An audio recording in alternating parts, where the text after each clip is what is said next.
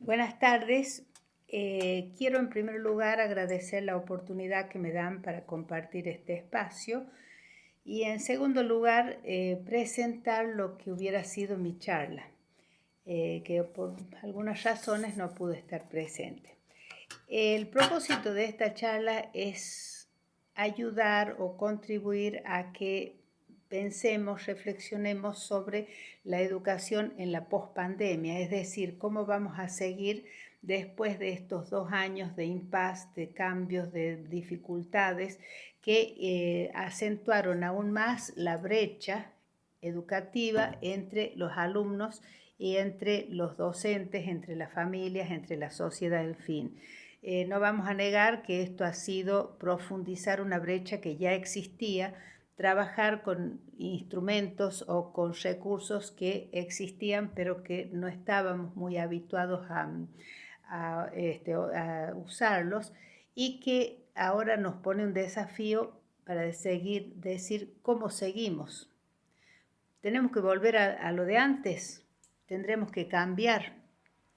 Estaba buscando yo el significado de la palabra crisis de esta pandemia. La crisis es un cambio, es un cimbronazo, es una dificultad, un brete que hay que sortear para pasar, decía un profesor mío. Entonces, este brete, esta crisis, esta dificultad nos obliga a reflexionar, a replantearnos sobre cómo vamos a seguir adelante en nuestra profesión. Si bien nosotros tenemos claro qué enseñar, cómo enseñar, pero son nuestros alumnos, es la realidad lo que nos está exigiendo un cambio, es la situación la que nos está exigiendo en decir cómo vamos a seguir de ahora en más. ¿Vamos a educar a los chicos para el futuro? Decimos. Sí, vamos a educarlos porque de aquí a unos años podamos insertarlos en la comunidad, pero los tenemos que educar hoy, con todo el contexto configurado como hoy está, con los instrumentos, con los recursos que hoy tenemos, con los avances de la ciencia y de la técnica que nos exigen ir más adelante, ir un paso más allá. Es un cambio muy fundamental, un cambio muy profundo.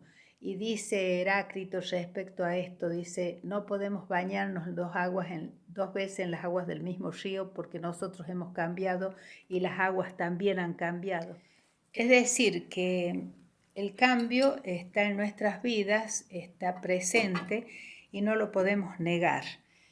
Entonces, ¿qué es lo que nos exige el cambio? ¿Qué es lo que nos exige este brete, esta crisis que hemos pasado? Nos exige replantearnos toda nuestra forma de educar, nos exige replantearnos qué estamos haciendo, qué hemos aprendido, qué hemos desaprendido, qué hemos aprendido y qué no hemos aprendido, qué hemos aprendido y qué tenemos que aprender de aquí en adelante. En primer lugar, yo creo que reflexionar sobre nuestra propia tarea docente es muy importante para ver cómo estamos, para ver qué concepciones de educación tenemos, para ver cómo usamos los recursos o los instrumentos que nos ofrece la sociedad y para ver cuáles son las estrategias metodológicas más adecuadas para llegar a la educación y a la formación del alumno. También tenemos que repensar y ver qué hemos hecho para lograr esta realidad que hoy tenemos en el aula. Uno de los caminos es ver qué pasa en otros lados y poder aplicarlo a nosotros.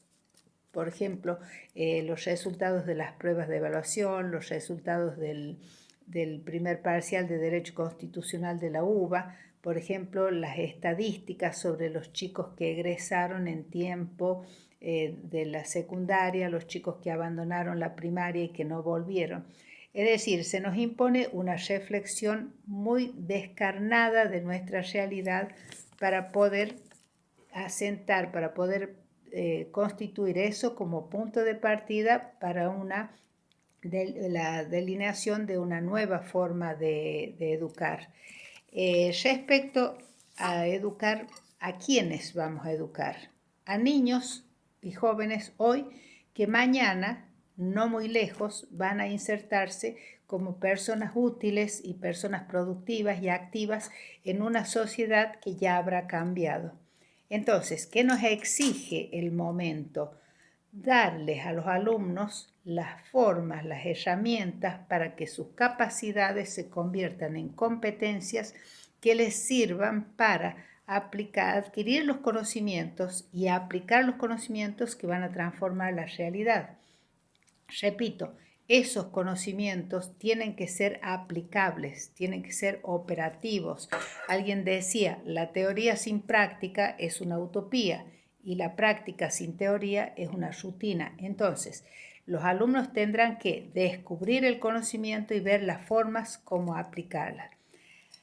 ¿Cómo los vamos a llevar a este descubrimiento? En primer lugar, tratando, como decía Freire, de imponer o de trabajar con el diálogo. La dialogicidad es una de las formas más importantes para descubrir qué saben y qué no saben, cuáles son los intereses y necesidades del alumno, y vamos a compatibilizar el diseño curricular, la currícula, con esos intereses y necesidades de los alumnos.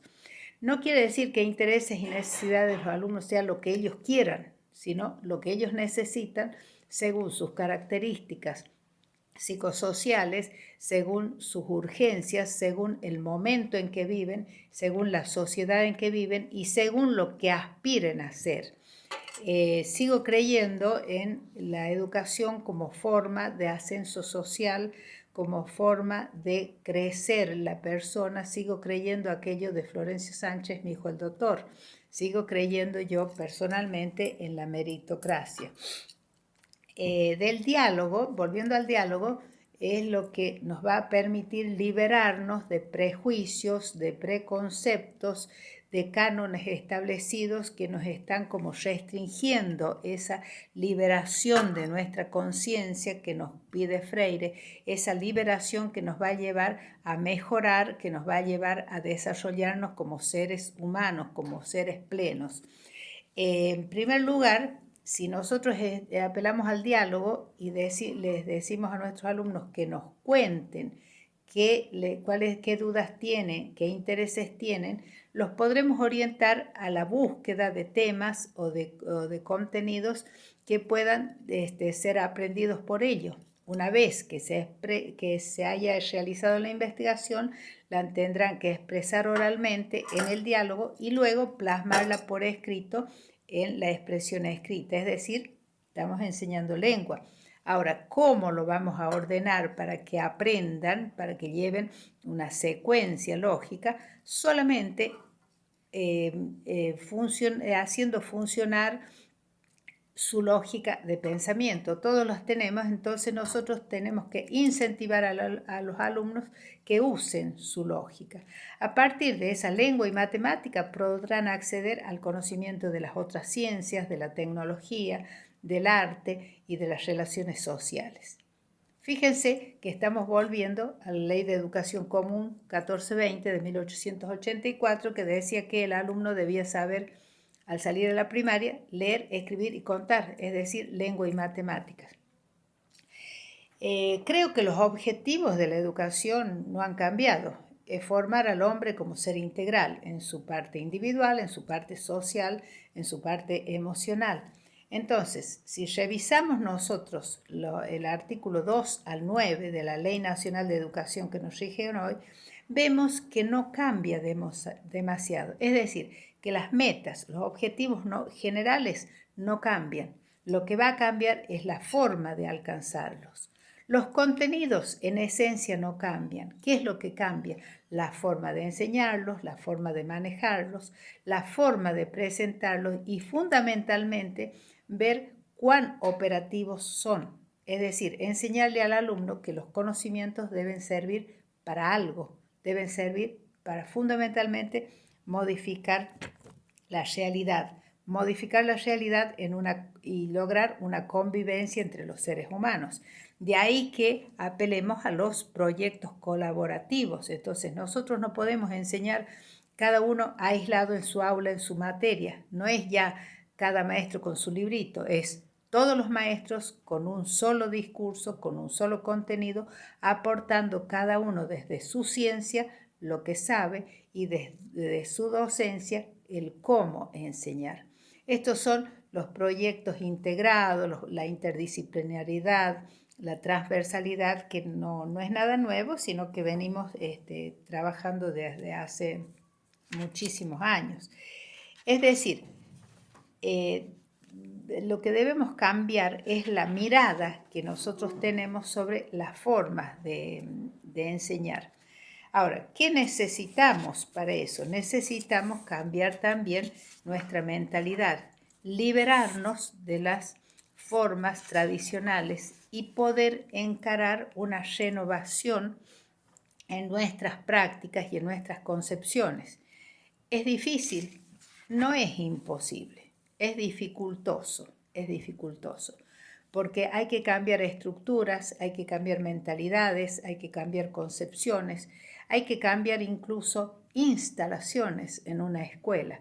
Posiblemente tendremos que cambiar hasta la distribución de los banquitos de los alumnos, tendremos que cambiar hasta la distribución de nuestro lugar en el aula.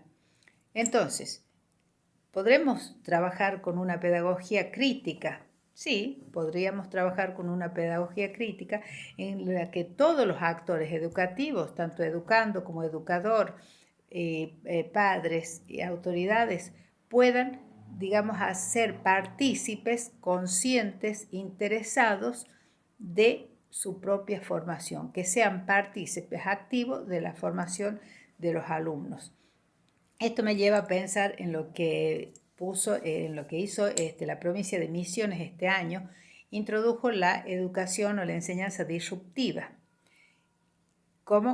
en algunas escuelas como una prueba piloto para extenderla a toda la provincia. ¿Qué es disrupción? Es romper con los esquemas establecidos.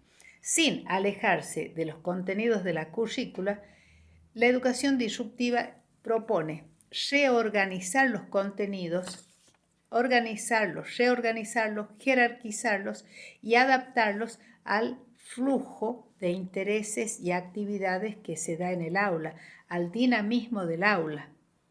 También propone salir del aula e ir a la sociedad, ir a la naturaleza, a vivir las experiencias. Los alumnos aprenderán más de la experiencia directa que de la simulación de experiencias. No es lo mismo estudiar las partes de una planta en un dibujito que salir al patio y encontrar la planta, el ser vivo, que les va a permitir esa experiencia que no se la van a olvidar los chicos. Es necesario entonces pensar la educación post pandemia desde otro punto de vista.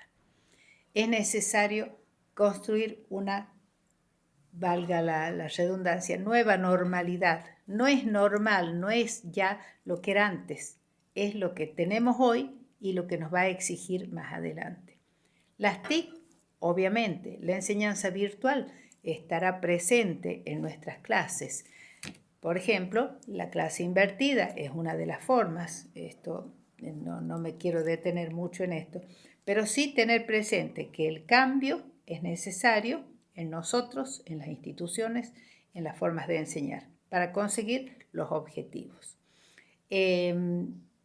No me quiero extender demasiado. Muchísimas gracias por permitirme expresar algunas opiniones. Dejo un link para que el que quiera entrar en la página entre, y dejo también unas copias el que quiera fotocopiar. De todas maneras, estoy a disposición para alguien que quiera seguir profundizando en esto. Puede pedírmelo, yo de muy buen gusto voy a seguir trabajando. Muchísimas gracias.